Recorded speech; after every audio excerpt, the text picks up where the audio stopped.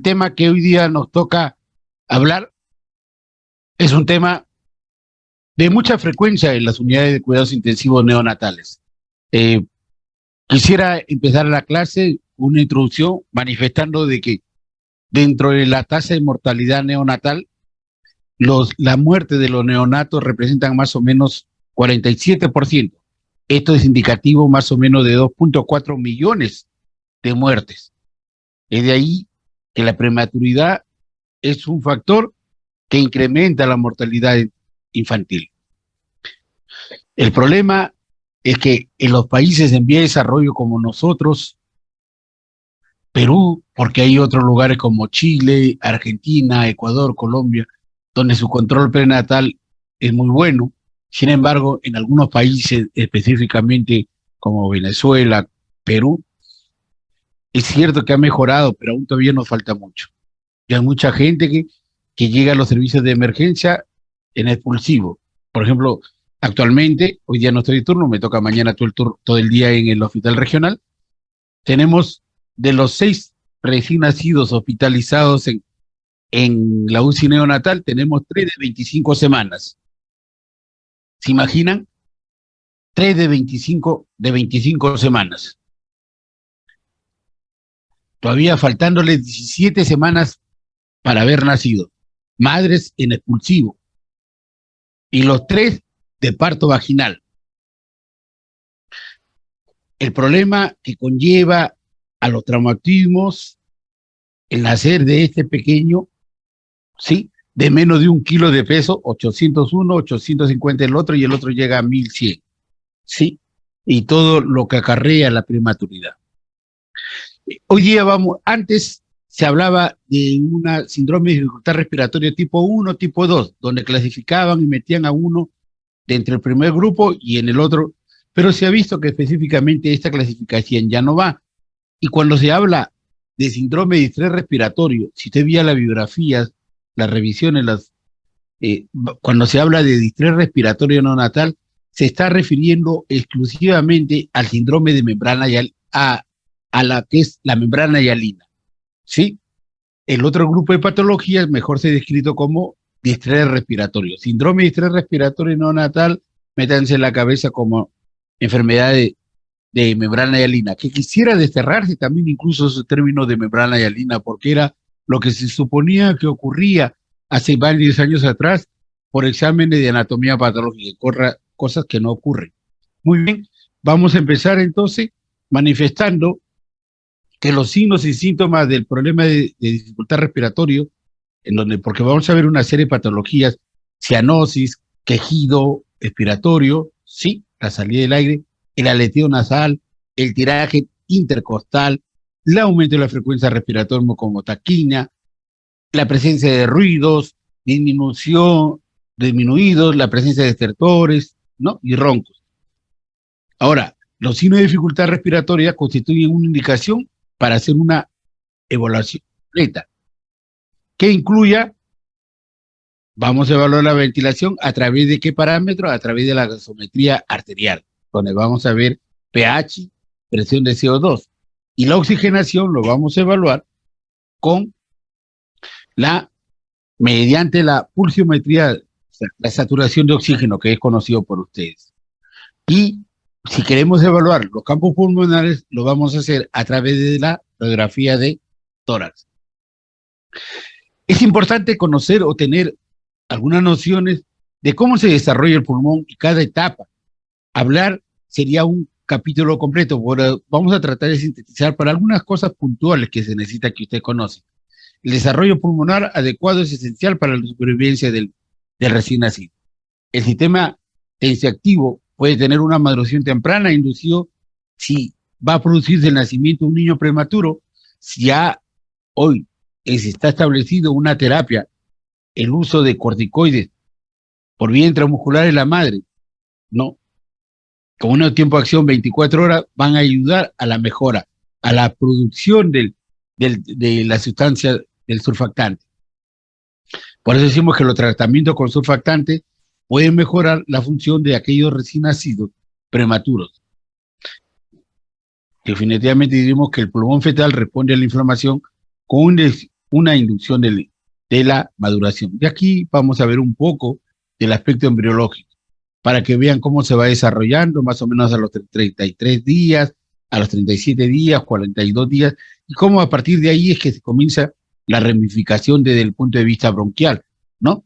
Más o menos para que ustedes vean la cantidad, cómo que recién ustedes ven que la formación de los alveolos es recién a las 34 semanas para adelante. Antes todavía son eh, sáculos, ¿no? Pero no son estrictamente los alveolos, para que vean cómo es la estructuración de las ramas bronquiales, pero también la formación de los alveolos. Aquí quiero que vean, esta es una radiografía, una gráfica para ver las etapas del desarrollo pulmonar. Básicamente quiero que dirijan la mirada a la etapa sacular entre las 25 y 27. Algunos dicen pues un poquito más, un poquito menos, 24 semanas, donde aparece, si usted ven, aparece el surfactante, ¿cierto? Van a ver el surfactante en estas semanas de las 24, aunque ahí si no concuerdan, ¿no? Pero la punta, más o menos, empieza entre las 24 semanas hasta las 34 semanas. Ya se imaginarán. Entonces, que pasadas las 24 semanas hay una cantidad de surfactante y la posibilidad de hacer un problema de dificultad respiratoria va a ser menos. Mientras menos edad gestacional, más dificultad para respirar, ¿sí? Entonces, en la etapa sacular hay ampliación de los espacios aéreos periféricos, diferenciación de las células epiteliales y comienza la producción del surfactante. Entonces, importante para que usted vea, ¿no? De lo que ocurre nuevamente, la misma de los que ya le estaba hablando, ¿no? Sino que agregar algo más. La verdad que cuando están ingleses, interrumpen la clase y la verdad que esto no debería ser. Bueno, en realidad pasado la formación o la maduración de los alvéolos todavía sigue más allá del periodo neonatal. Entonces ya entrando específicamente a lo que es el síndrome de estrés respiratorio, entre comillas, enfermedad de membrana hialina, vamos a manifestar que este es un trastorno que se caracteriza porque se presenta en los recién nacidos pretérminos, ¿no? Se caracteriza además porque la presencia de una dificultad para respirar, específicamente decir mejor el lenguaje, una insuficiencia respiratoria que puede ir desde una cuestión leve hasta una cuestión severa.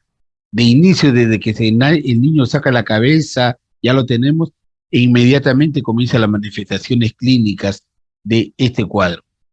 Y la progresión que más o menos van entre el 48 y 72 horas. Antiguamente, cuando no se tenía lo del surfactante, nacía un niño prematuro, que era raro las condiciones, esperaban, si pasaba las 72 horas el niño sobrevivía, que justamente era el ANME, de donde se observaba toda la clínica de este niño y muchas veces ellos fallecían. Tenemos el antecedente, por ejemplo, del hijo del John F. Kennedy, recuerda, su esposa, un parto prematuro que era más o menos de 32, 33 semanas, pero aún así, para esa fecha, para esos años que es el año 60, aún todavía nada, Estados Unidos no había desarrollado nada. Se produce el nacimiento y a poco tiempo la muerte de un hijo del presidente de Estados Unidos. Esto conllevó a que él presentara proyectos y se destinara millones de dólares para hacer la investigación en la etapa neonatal. Y es de ahí que ellos definitivamente están muchísimos años luz en relación a nosotros en el aspecto del manejo neonatal. La incidencia está en relación a la edad gestacional, ¿no? Mientras más pequeños, mayor la presencia de la enfermedad membrana. Más edad es menos raro. Por ejemplo, acá vemos, aquí ahí van a encontrar que en otra bibliografía señalan que menores de 28 puede llegar hasta el 90% de presentación de membrana hialina. Entre los 32 y 36 semanas, 15 a 30%, aunque sin embargo deberíamos comenzar a pensar que por encima de las 34 semanas más se agregaría otro proceso que se llama taquina transitoria, que lo vamos a ver más adelante, pero la bibliografía lo refiere así, ¿no? Y tal se la estoy presentando. Y es raro que se presenta en los niñitos por encima de 37 semanas. ¿Cuáles serían los casos? Por ejemplo, el hijo de madre diabética, Sí, el hijo de madre diabética puede llegar a los 37 semanas, 38, ¿sí? Y ese niño por un problema de donde la insulina inhibe la producción y la acción del surfactante, entonces este niñito presentaría un cuadro semejante a lo que es membrana hialina. Para ver cuáles son los factores de riesgo que se asocian a la enfermedad de membrana hialina. Hablaremos de que los factores que incrementan y aquellos factores que van a disminuir. Tenemos que quienes van a incrementar el riesgo de enfermedad de membrana hialina, tenemos menores de edad gestacional, ya señalábamos, el sexo débil, los hombres, nosotros siempre somos el sexo débil, las mujeres son el sexo fuerte, la raza blanca, la relación lecitina de 5-milina menor de 2, ¿no? Un hermano previo con enfermedad de membrana hialina, la diabetes materna, la hipotensión materna, cesárea sin trabajo de parto, cesárea sin trabajo de parto. Por eso es que los ginecólogos, ¿cuántos de ustedes irán a ser ginecólogos cuando lleguen? Ojalá cambien esa mentalidad. Si no hay trabajo de parto, si no tiene por encima de 38, 39 semanas, no lo saquen, a no ser que hay un factor de riesgo, tanto materno como del niño, y puede hacer la cesárea, ¿sí? Hemorragia del tercer trimestre, segundo gemelar, el hidrofetal, el eritroblastosis fetal, la depresión neonatal, todo eso pueden conllevar aumentar el riesgo de una enfermedad de membrana hialina. Sin embargo, también así como hay cosas buenas, hay cosas que pueden mejorar.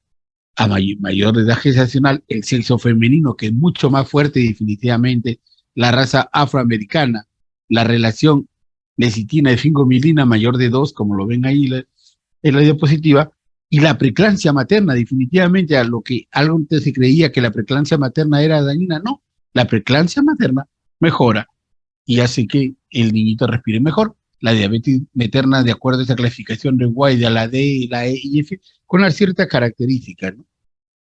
El abuso de drogas maternas, los corticoides antinatales, ¿sí? La colocación de 2 corticoides betametasona y dexametasona, el enfriamiento crónico de la placenta, el RPM prolongado, que por un lado van a encontrar que mejora en la cuestión de la membrana hialina, pero también puede ser punto de entrada del RPM para un proceso infeccioso y dañar más el pulmón. El retardo de crecimiento intrauterino, el parto vaginal, es un factor que bien riesgo presenta, ¿no? De hacer una membrana hialina, de hacer una membrana hialina. ¿Mm? Entonces, sigamos. La etiología, definitivamente la etiología de esto, es hablamos del déficit surfactante, ya sea porque está disminuido su producción o porque la secreción no es adecuada. Y esto hace que a nivel del alveolo, la ausencia del líquido, ¿sí? Incremente la tensión superficial. Esto va a conllevar a múltiples atelectasias, ¿no? Se colapsa el alveolo. Y esto trae como consecuencia la disminución de la capacidad residual funcional y, de paso, pues todito la sintomatología que le dice al inicio, ¿no?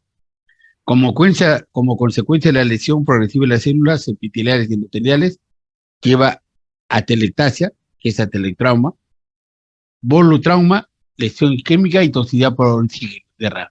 Esto definitivamente va a conllevar a que haya derrames del material proteico a ese nivel y lesiones peor, ¿sí? Definitivamente la presencia de los alvéolos se ve alterada, pues, definitivamente por ese proceso, ¿no? La insensibilidad del pulmón requiere tener presión para poder aperturar, y entonces los niños comienzan a tener dificultad para respirar.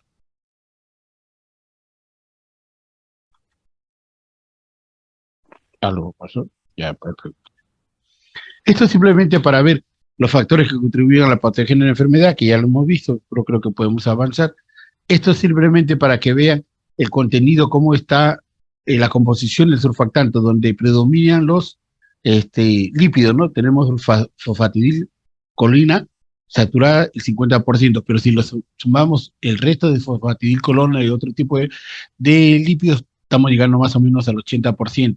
Las proteínas A, B, C y D tan solo es el 6%. ¿Cuáles son las manifestaciones clínicas entonces del cuadro de una enfermedad ya línea? El aumento de la frecuencia respiratoria, taquiña, quejido, ¿sí? Perespiratorio, donde el niño trata de cerrar la glotis para que le permita retener aire y puede expandir el alveolo. Los tirajes intercostal y subcostal, tratando de mejorar, de ampliar esa caja torácica. El aleteo nasal, de igual manera, amplía la nariz, frontal de tratar de ingresar mayor cantidad de aire. La cianosis, el hemos visto, característico, porque comienza a decaer también la presión sistémica de oxígeno, ¿no? Entonces, todas estas situaciones van a observarse en este tipo de patología. Desde el punto de vista del cloruro de ácido base, encontramos una acidosis que puede ser respiratoria, pero conforme van mejorando o pasan las horas, puede agregarse la acidosis metabólica. Hay además edema, hilo y todo, las situaciones que puede presentar este cuadro de membrana hialina.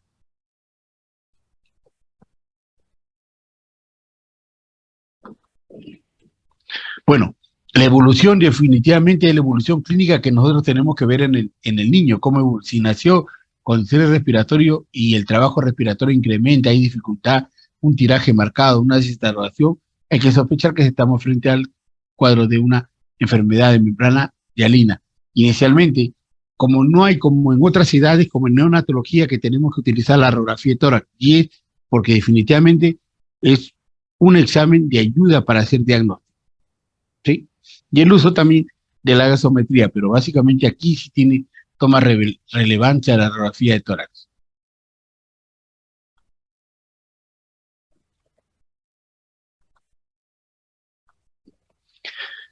Para evaluar la dificultad respiratoria en el recién nacido tenemos, esto ya se lo sabrán, me imagino que deben estar muchos en esto, es el test del Sjögren-Anderson. De acuerdo a esto, nosotros vamos a clasificar la dificultad respiratoria, que puede ir desde leve, por un puntaje de 1 a 3, moderado, de 4 a 6, y severo, puntaje de 7 a 10. Cada uno de los parámetros que se miran ahí, que nos va a permitir a nosotros hacer la clasificación de la dificultad respiratoria, para que vean, por ejemplo, los gráficos intentan de ver de alguna forma la magnitud, como definitivamente el aleteo nasal, la nariz al inicio están cerraditas, pero después ven cuando comienzan el aleteo nasal, las fosas nasales comienzan a dilatarse, ¿no? El quejido se hace más marcado, ¿sí? Las mamilas pueden estar a veces no identificables o por el tiraje que presenta. Quiero mostrarle también, hay una clasificación que se llama el Downes modificado, que también ayuda, ¿no?, a hacer la clasificación de la dificultad para respiratorio. Aquí toma la frecuencia respiratoria, ¿no?, que no está en el otro examen, la necesidad de oxígeno y qué cantidad de concentración y frío necesita, es importante para hacer la clasificación en un low, ¿no?, el quejido, sonidos respiratorios, a la ocultación, la prematuridad. Definitivamente todos estos parámetros van a servir para nosotros hacer el diagnóstico, pero el que más se utiliza en nuestro medio es el Sjögren-Anderson. En otros hospitales probablemente lo estén utilizando el DOW modificado. Ya este es el típico apariencia de una radiografía de tórax en un síndrome de estrés respiratorio. Acá, para hacer la clasificación radiológica de BES, donde el grado 1, grado 2, grado 3, grado 4, yo quisiera que se centren básicamente en el grado 3 y en el grado 4, donde si ustedes tratan de observar la silueta cardíaca en el grado 4 ya se va perdiendo en el grado 3, ¿no? Ocupa toda una opacidad. Y es por un colapso temible del alveolo, ¿sí? Se llega a colapsar y esa colección lleva a telegraciar. Significa que no hay capacidad pulmonar en ese momento. Son los dos grados importantes de ven que usted quiera. Y la presencia de broncogramas aéreos, que también nos va a decir cómo va y qué grado lo podemos clasificar. ¿Cuál es el tratamiento? Definitivamente nosotros tenemos que modificar, que monitorizar la frecuencia cardíaca, la frecuencia respiratoria, la presión arterial, la saturación de oxígeno, ¿no? ¿Qué exámenes debemos asociarnos? Definitivamente el niño va a tener que tener vías periféricas para poder tomar algunos exámenes. Como tenemos el AGA, ¿no?, donde vamos a elaborar el pH, la presión de CO2, la presión arterial de oxígeno, que tiene mucho importante acá. Hay que empezar a tomar muestras de sangre para glucosa, electrolitos, ¿no? Hemograma, hematocrito. Importante es esto porque puede haber que el estrés respiratorio se puede ver, por ejemplo, a una anemia bien marcada, ¿sí? Y lo otro problema que tenemos que los niñitos muy prematuros es cómo tenemos accesos vasculares, y es a través de la cateterización de los vasos umbilicales. Permítame un ratito, por favor, un ratito.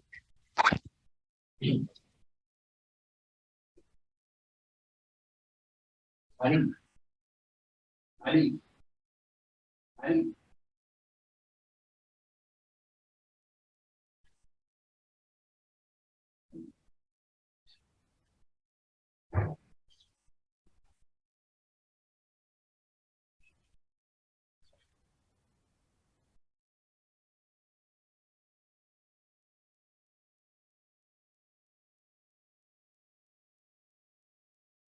Ahí.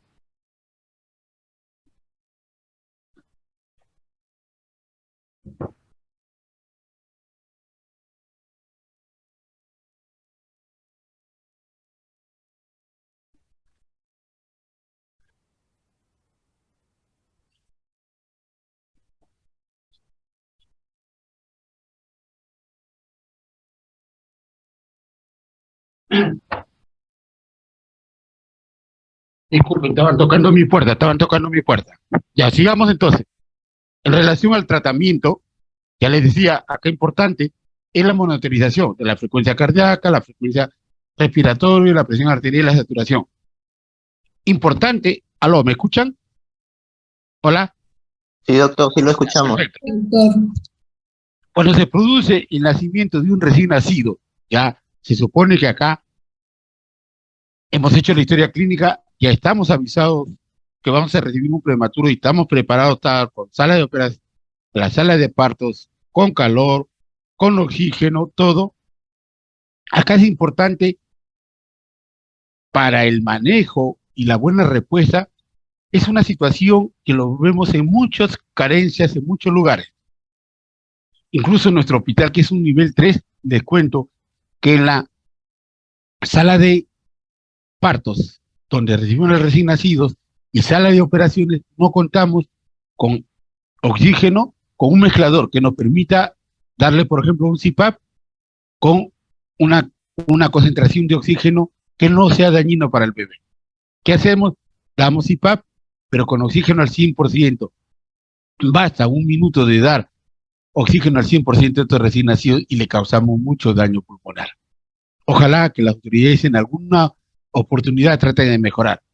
Les cuento, por ejemplo, yo también laboro en la clínica UNA, es una clínica A1, de A1 a 1, que cuenta en sala de operaciones, en sala de parto, con aire y oxígeno con blender, o sea, brinda lo mejor para el recién nacido si se complica, pero en nuestros hospitales no. Lamentablemente es una clínica 2 pero sí tenemos no muchos prematuros, tenemos un solo ventilador, nos han dicho que van a tener más, pero yo creo que es una alternativa actualmente para el manejo de los niños prematuros. Entonces, importante la monitorización del recién nacido es la presión arterial, es decir, el AGA, que podemos tomarlo cuando nace, tomar una muestra sanguínea ¿no? Y hacer un AGA. Y después, una vez que esté en la unidad de cuidados intensivos, hacer cada 30 minutos, cada 3 horas, ¿no? Para poder tener un valor y decir cómo está manejando, cómo está evolucionando este recién nacido. Definitivamente la glucosa, los electrolitos, cuánto tiene de hemoglobina, de hematocrito. Y como ustedes verán, todos estos niños muy pequeñitos son muy frágiles, tienen unos vasos periféricos muy frágiles que se rompen, entonces es donde tenemos que entrar a cateterizar los vasos umbilicales, tanto la arteria como la vena. La arteria que nos va a permitir la toma para no estar pinchando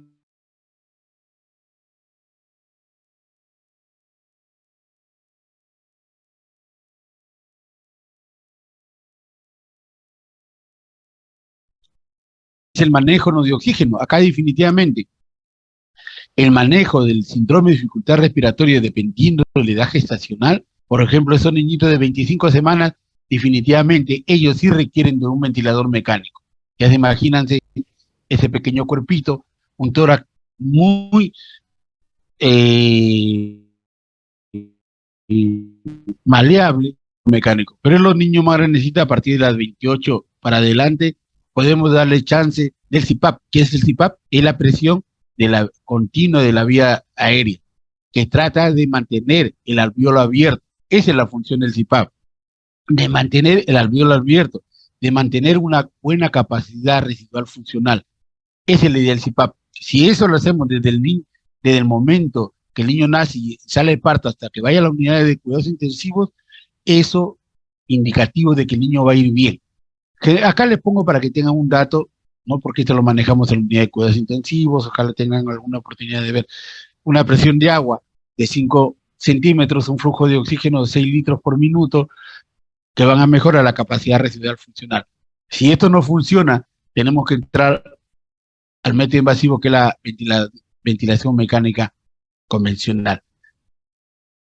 Algo que ha mejorado desde hace 30, 40 años atrás, sí, porque no se tenía esto, es la producción del surfactante, ¿no? Bovino, sí, y porcino, y nos ha ayudado mucho, bastante. La administración hoy se trata de ver, bueno, lo que pasa, que podemos colocarlo a través de un tubo endotraqueal y otros a través de una sonda. Definitivamente cada uno tiene su pro y su contra, ¿no? Nosotros por ahora seguimos utilizando a través de la colocación de un tubo endotraqueal. También se dice que puede mejorar el problema de la membrana hialina, la hidrocortisona, una vez que ha nacido el niño, dando 1 miligramo por kilo por día, en 2 dosis por 7 días. Dice que esto ha logrado a disminuir, ¿sí?, la displasia broncopulmonar. Son estudios que ojalá sean prometedores y nos puede ayudar a mejorar a este niño. Otro de los medicamentos que nosotros utilizamos es la cafeína, que, que va a mejorar a este recién nacido en la dificultad respiratoria y de que no presente los acnes. Tenemos a la cafeína en dosis de ataque de 20 miligramos por kilo para seguir dosis de mantenimiento entre 5 y 10 miligramos por kilo por día, cada 24 horas. La duración se dice hasta las 34 o 35 semanas. Solamente aquí para señalarles, ¿sí? Para señalarles, los dos surfactantes que nosotros utilizamos, uno es el Survanta y el otro es el Curazur. El Survanta es de origen bovino, que la dosis es 4 mililitros por kilo. Si un niño pesa 1 kilo, le daremos 4. Si pesa 2, le daremos 8. ¿Sí? Esta es una primera dosis. Va a depender de la evolución, de cómo va el niño. Le haremos una segunda hasta una tercera dosis. Generalmente en nuestro hospital hemos llegado hasta una segunda dosis. No recuerdo la tercera. Y el otro, surfactante que ayuda mucho, es el Curazur. ¿Cuál es el problema? El Curazur es muy bueno. Ustedes van a leer la biografía, en los libros, en las revistas, y señalan el problema del Curazur, que es de origen porcino, es el costo.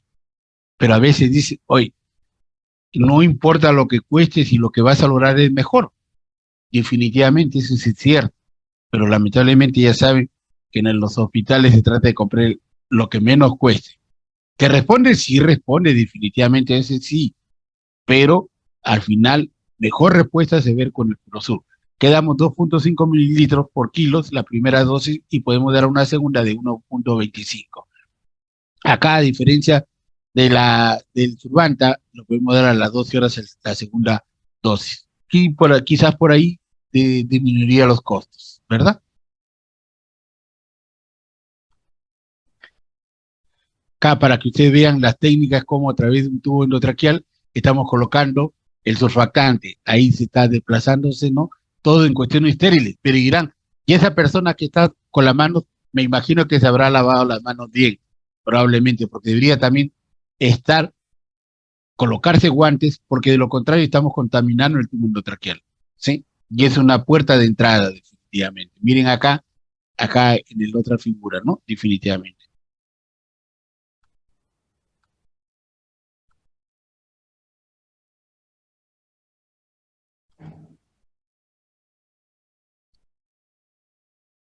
Bien, ¿cuáles son las complicaciones de la enfermedad de membrana hialina, el uso de CPAP y no controlado, ¿sí? Porque si uno coloca CPAP y encima le aplica surfactante, uno tiene que estar pegado y estar viendo cómo evoluciona, porque puede ser una mejoría y al contrario, cuando le estamos dando una presión de 6, podría ser estar reteniendo aire y ese tórax aumentando y en cualquier momento puede reventar y provocar un neumotórax o un neumomediastino o una enfermedad inflamatoria pulmonar. Entonces esas son las complicaciones que se pueden derivar. El CPAP es bueno, pero tienes que saber usarlo y cuidarlo. Puede haber asfixia, puede provocar estenosis subglótica, el hecho de estar colocando tubos y tubos a cada rato. Y también los muy pequeñitos, el hecho de estos de que estar colocando tubos, de estar colocando catéteres, puede alterar el flujo sanguíneo y a la larga puede llevar a una hemorragia intraventricular. Esto, hoy día encontré un artículo y justamente que se trata de cómo manejar el síndrome de distrés respiratorio en los lugares de escasos recursos, por ejemplo, como el de nosotros, ¿no? Se dice que, por ejemplo, el uso en donde se encuentre una gestante y si hay algún médico que lo puede indicar, ¿no? Por la amenaza, es el uso de corticoides. Luego, si nació, que los establecimientos de salud de atención primaria se den por lo mínimo de un RCP básico. Y si no, tendrá que ser, y no es que si no, una vez de dar la reanimación básica, tratarlo de referirlo rápidamente a un establecimiento de salud que pueda brindarle lo mejor a este recién nacido. Ya en el establecimiento de salud del tercer nivel, el uso de metilxantinas, cafeína, CPAP, el uso de surfactantes, o terminaremos utilizando ventilación mecánica. Definitivamente es, ¿por qué?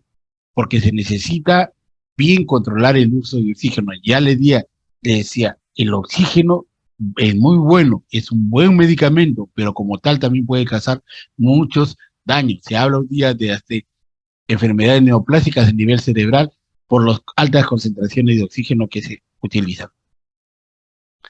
Definitivamente, entonces, lo de la membrana hialina es en los prematuritos. Otro de los cuadros que ustedes van a observar en alguna oportunidad, sí, es el síndrome de aspiración meconial. Bueno, eh, sin mentirles, las 2 primeras semanas de agosto he tenido una racha de 5 cesáreas con líquido meconial. Gracias a Dios, el último fue el día sábado, sí, el sábado pasado, sí, estaba de turno en la clínica 1, me llaman a un parto normal, ¿no? Cuando el ginecólogo me dice, sí, el niño está a término, no hay ningún problema, seguro, le digo, sí, seguro, rompe membrana y era un líquido verde, verde, verde. Gracias a Dios, el niño sacó la cabeza y gritó, definitivamente, dice, eso se llama un niño vigoroso. Entonces yo no necesito meterle un tubo, no, porque si ya llora definitivamente no ha pasado el meconio ese pulmón. Y eso es lo que tenemos que evitar, de que el meconio vaya hacia el pulmón, ¿no? Entonces el síndrome de aspiración de meconio, ¿no? Se presenta cuando el líquido amniótico, que es transparente, por un problema generalmente, siempre es, la mayoría de veces que hemos visto es por circular ajustado, donde el niño llega a tener problemas, sufrimiento fetal, llega a una etapa en que la respuesta de su organismo por tratar de salir de eso, al final ocurre una relajación del esfínter, salida del meconio y el líquido amniótico, que es claro, se convierte en verde, transparente o puede ser un puré de alberja. Entonces, todas estas características, esto va a conllevar a que las manifestaciones, tanto radiológicas como clínicas, que se van a presentar. ¿Qué es el meconio? Es una sustancia viscosa y oscura que contiene secreciones gastrointestinales, biliares, moco, jugo pancreático, sangre, vermis, gaseoso, lanuga y todo lo demás. Entonces, llámense todas estas sustancias, ¿no? O sea, el líquido amniótico no, sino que la presencia del meconio contiene todo esto y es lo que va a causar en realidad una irritación a nivel del parénquima pulmonar. Meconio, ¿no? De 2 palabras, meconio, que es jugo de amapola o opio, por su apariencia negra que tenía, ¿no? ¿Cuál es la incidencia del síndrome de aspiración meconal? Del 5 al 22% de todos los nacimientos, en 23 a 52% es los mayores. Definitivamente, un recién nacido que ya está llegando a los 42 y no inicia el trabajo de parto, el ginecólogo tiene que sacarlo, porque pasado las 42 horas hay una regresión, la placenta comienza a envejecer y el niño nace impregnado de meconio. En este caso se da por la envejecimiento, ¿no? De todos los nacimientos, dice que 3 a 12% pueden desarrollar un síndrome de aspiración meconial. De este, el 20% no son vigorosos. Ya le decía, de lo que a mí me ha tocado estos últimos días, caray, todos, gracias a Dios, han nacido vigorosos. Y de todos los que nacen mal, solamente el tercio requiere intubación y colocarlo a ventilación mecánica. No puedo utilizar otro medio para ayudar a este niño porque, por ejemplo, si quisiera utilizar un niñito con síndrome de aspiración meconial, CPAP, es probable que termine en un neumotórax. Aquí la clasificación de Grave es con leve, si el requerimiento de oxígeno es 0.4 al menos por 48 horas, será moderado si el requerimiento de oxígeno es mayor de 0.4 por 48 horas sin que haya sin presencia de neumotórax, y va a ser más grave más allá de 42 horas, que definitivamente requiere de ventilación mecánica y en el cual también se va a asociar una hipertensión pulmonar, definitivamente. ¿Cuál es la patología, la etiopatogenia? El meconio se aspira hacia la cavidad pulmonar, hay una obstrucción aguda de la vía aérea, se asienta en el parénquima pulmonar y va a haber una respuesta como una neumonía química. Esto va a llevar a una difusión e inactivación del surfactante. Por eso van a ver cuál es el tratamiento de la aspiración meconial. También volvemos a utilizar surfactante, pero con otra condición. Hay una hipertensión pulmonar, puede haber roturas alveolares. Aquí por toda esta situación conlleva la producción de interleuquinas. Tenemos una B, la 1C y la 8, ¿no? Definitivamente van a alterar toda la estructura del surfactante, la presencia del meconio. Lo que ya lo señalaba, ¿no? El sufrimiento fetal, ¿no? Comienza a ver las alteraciones del DIC, ¿no? El feto trata de compensar esta situación, pero una vez que si no responden o no hay una respuesta inmediata para lograr el nacimiento, a mayor tiempo de sufrimiento fetal, el líquido amniótico, que es fluido al inicio, puede convertirse en un líquido espeso y terminar aspirando y mayor lesión. Es cuando hay una buena cantidad de meconio aspirado hacia el pulmón, el pronóstico es muy malo. Van a provocar obstrucción próxima de los bronquiolos, obstrucción periférica alveolar y daño químico en cascada. Definitivamente, esto va a conllevar a una alteración de ventilación-perfusión y como tal, se va a ver en la clínica disminución del oxígeno, o sea, hipoxemia, hipercapnia y accidente, y conllevar todo esto a una hipertensión pulmonar.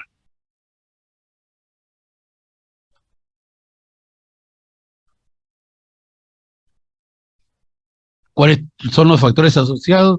El sufrimiento fetal agudo, una evaluación tocográfica, ¿no? Alterado, acidosis metabólica a nivel del cordón umbilical, un algo bajo a los menores a los 5 minutos, ¿no? El incremento de lactato en el AGA en la primera hora definitivamente es un factor de pronóstico malo, ¿no? Una historia materna de un proceso inflamatorio, un proceso infeccioso no manejado, la presencia de una alteración del cordón o indicativo de un proceso infeccioso del cordón conocido como funicitis o el líquido amniótico maloliente. O sea, la corionitis puede ser un factor de riesgo que conlleve a este problema. La fiebre intraparto, la ruptura prematura de membranas de 18 horas, ¿no? Y definitivamente la consistencia del meconio. No todo meconio va a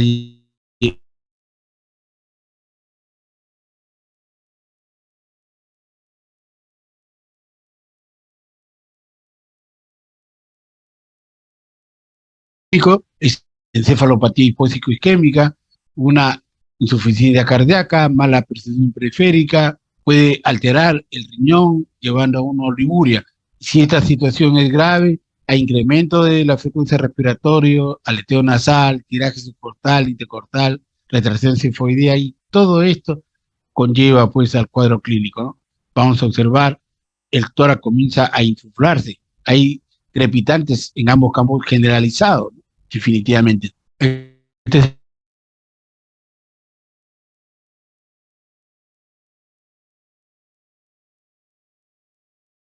y el diagnóstico es atrás, la clínica de lo que uno observa al nacer, ¿no?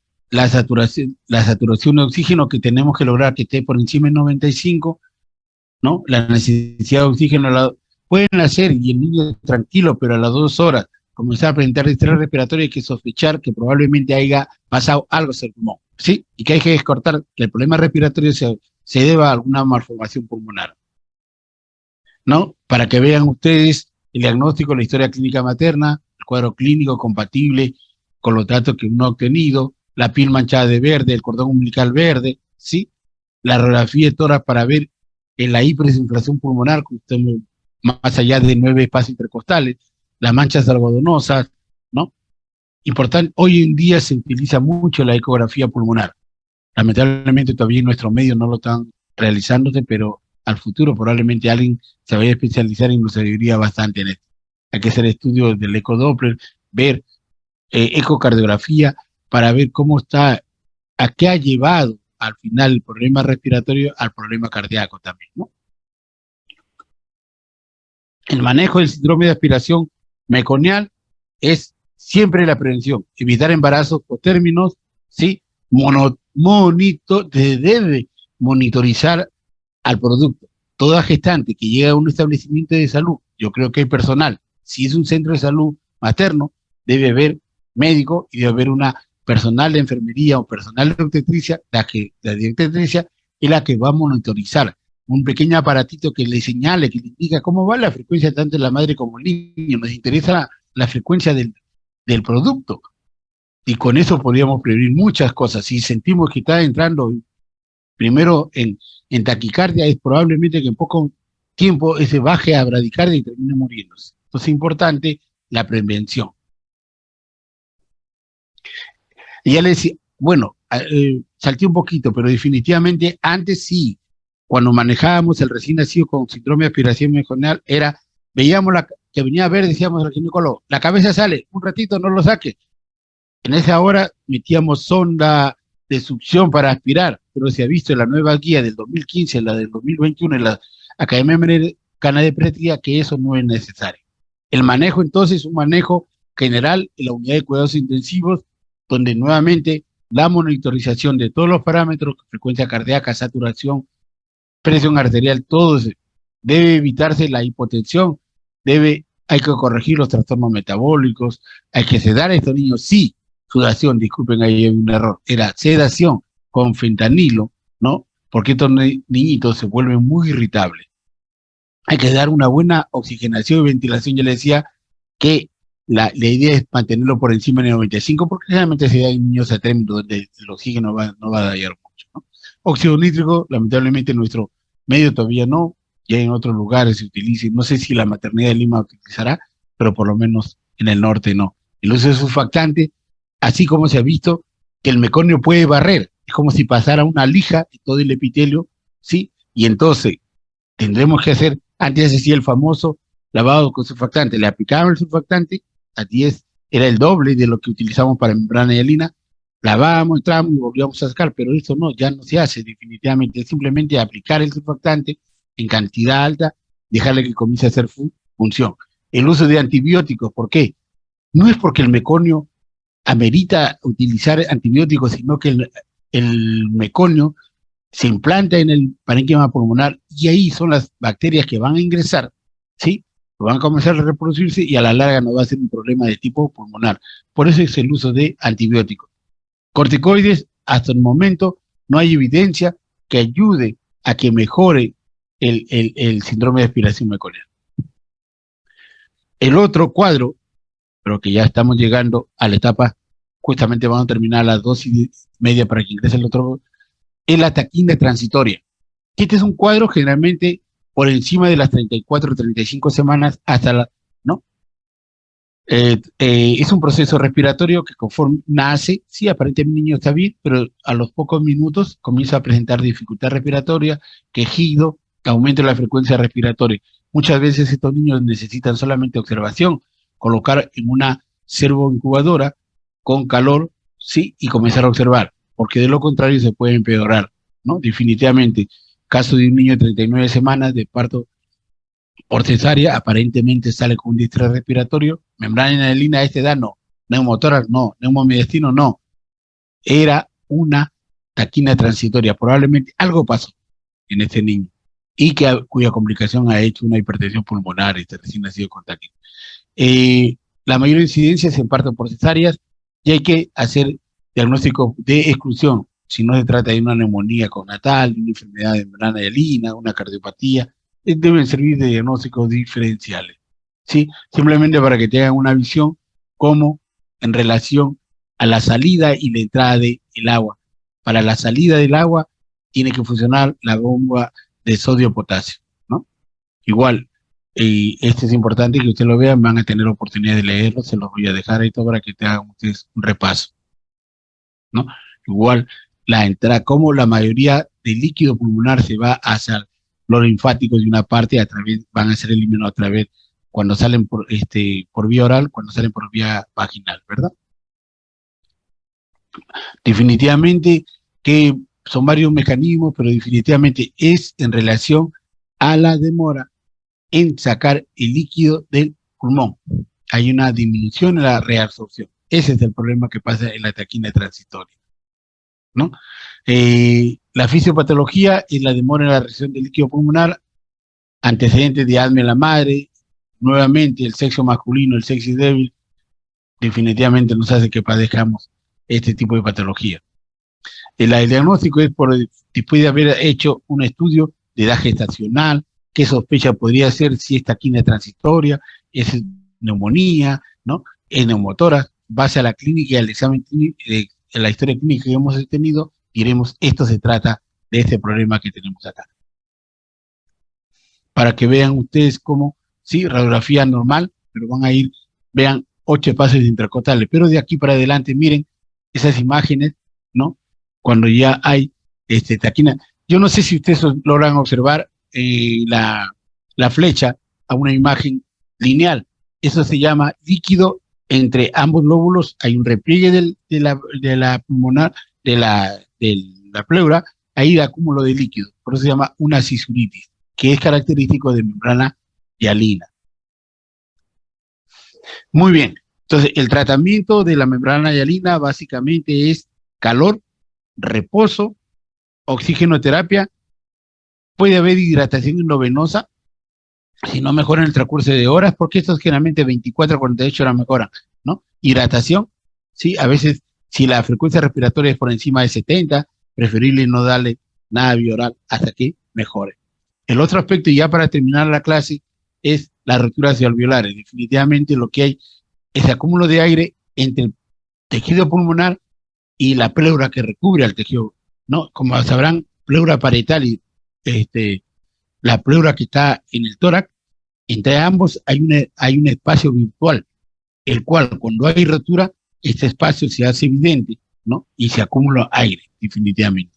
La incidencia es de 4 a 6 a 4,1% de los pretérminos, pero generalmente se da en quienes, en niños que han tenido síndrome de aspiración meconial, en los prematuros, cuando no se controla el CPAP, dado con promedio debe estar entre 5 a 6 centímetros de agua de presión, definitivamente, y un flujo que oscila entre más o menos 5 litros por minuto. Definitivamente aquí ya es para aumento a nivel alveolar, aumenta la presión y esto puede provocar una rotura y un estallamiento del alveolo, y también se deseca el aire hacia el espacio virtual que les decía, ¿no? Y va a llevar a una dificultad respiratoria marcada porque el pulmón se colapsa, ¿no? Y se va a ver una imagen oscura como la que vamos a ver aquí nosotros en el espacio. Hay otros problemas de rupturas alveolares, tenemos el enfisema intersticial, que es generalmente de prematuritos, el aire en el mediastino, neumotórax, que es lo que estamos hablando, neumopericardio, alrededor de la cavidad pericárdica se ve una imagen compatible con aire, ¿sí? El enfisema subcutáneo, cuando hay un compromiso bien serio que incluso comienza el aire a disecar de la salida por el agujero, comienza a disecar tejidos y vamos a ver cómo una crepita la piel. Neumoperitoneal, la verdad, aire en cavidad peritoneal nunca lo hemos visto, no hay, pero está descrito en la biografía. Miren, por ejemplo, la imagen, ¿no? Esta imagen donde señala el puntero, como el pulmón, este es el pulmón y el otro espacio es el aire. De aquí, aquí también tenemos otra imagen. Miren, aquí, si ustedes evidencian, acá en la imagen 47, cómo hay aire alrededor del corazoncito. Definitivamente las otras placas están mal tomadas, pero nos ayuda mucho.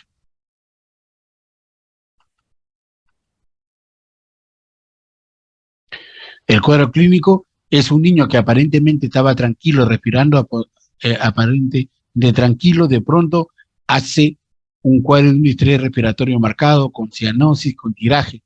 Uno, si es prematurito, uno observa, va con una luz, apaga la luz, observa cómo trasluce. Ese es un signo que nos indicaría que hay neumotórax. En los niños más grandes definitivamente hay que tomar una placa de tórax porque eso nos va a ayudar bastante. Definitivamente de un niño que está normal, en pocos segundos se puede agravar y puede caer la saturación por debajo de 80 por minuto.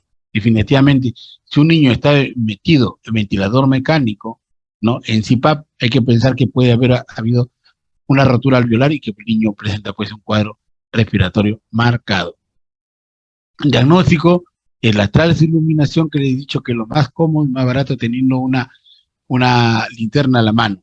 La radiografía de tórax, como en la etapa neonatal, uno de los exámenes que se pide siempre es radiografía de tórax, tanto para ver el tórax como para ver el abdomen, ¿no?